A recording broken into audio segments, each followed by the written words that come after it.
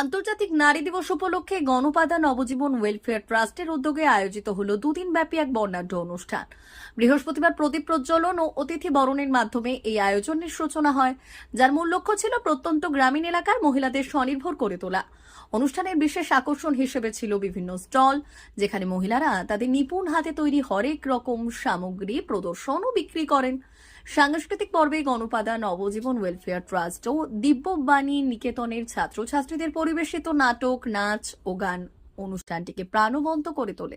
অনুষ্ঠানে বিশিষ্ট অতিথি হিসেবে উপস্থিত থেকে নারী ক্ষমতায়নের গুরুত্ব তুলে ধরেন খড়গপুর হিজলি কলেজের অ্যাসিস্ট্যান্ট প্রফেসর সহেলি গুহা নেগোই, ইতালিয়ান কনসুলেটের প্রাক্তন আধিকারিক ভিক্টোরিয়া নোটিস ডিজুজা, প্রধান সতীশ চন্দ্র দোলাই এবং ট্রাস্টের ফাদার লরেন্স।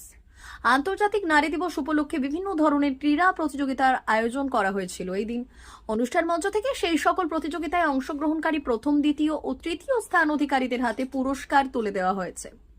নারীদের স্বাবলম্বী হওয়ার অনুপ্রেরণা ও সামাজিক ক্ষমতায়নের বার্তা ছড়িয়ে দিতেই এই সফল উদ্যোগ বলে জানান উদ্যোক্তারা। সুমিতা দে, সুমিতা মাইতি,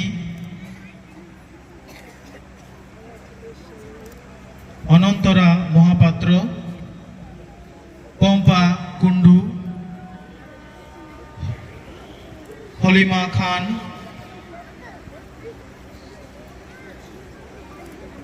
অপর্ণা পাল দাস, সৌমিতা মাইতি, মণি দাস। ভালো হন আর ভালোর শেষ ভালোই হবে। কেন কি ভগবানের আশীর্বাদ, মানুষদের আশীর্বাদ, আর যাদেরকে তুমি করছো, তোমাদের বাচ্চাদের, তোমাদের স্বামীর জন্য, তোমার ভাই বোন মা বাবার জন্য, ওইগুলো ভালোবাসায় তোমাকে আশীর্বাদ দেবে। ওই কথাটা মনে রাখবে, আর ওই কথাটা মনে রেখেই তোমরা জীবন বাস করবে। কেন কি আমাদের মধ্যে একটা নারী হলো একটা মা। মা পৃথিবী থেকে মা কেন বলে? মা বলে না, মা বলে না, কিন্তু এই পৃথিবী এত কষ্ট থাকে। অনেক জায়গায় জল নেই, হ্যাঁ, অনেক জায়গায় এত জল যে সব ডুবে যাচ্ছে, অনেক জায়গায় এত গরম যে জমিন ফেটে যাচ্ছে, তাই না? এই মা বলেই জমিন, এই পৃথিবীটা বেঁচে আছে এখনো। আর আমরাও মা, ছোট হলেও বড় হলেও আমরাও সবাই মা। আর আমাদেরকে বাঁচতে হলে লড়াই করতে হবে। লড়াই মানে নয়, বুদ্ধি দিয়ে, বুদ্ধি দিয়ে ভগবানকে ডাকে। তারপরে ভালোবাসা, ভালোবাসা, ভালোবাসা কোনোদিন শেষ হয় না। সমাজের এই জায়গায় আসতে পেরেছি তার পেছনে কিন্তু মূলত আমার বাবারই হাত। যেহেতু আমাদের সমাজ ব্যবস্থা হচ্ছে পিতৃতান্ত্রিক সমাজ ব্যবস্থা, পিতৃতান্ত্রিক সমাজ ব্যবস্থা পুরুষদের হাতে মূলত ক্ষমতাটা থাকে। মেয়েরা সেই ক্ষমতার বাইরে গিয়ে ছাপিয়ে কিছু করবে সেটা সাধারণত ভাবতে পারে না। খুব যারা চাকরিও করে বা বড় লেভেলের, তারাও সবসময় চায় যে একটা সমঝোতা বজায় রেখে যাতে সকলে মিলে একসাথে থাকা যায়।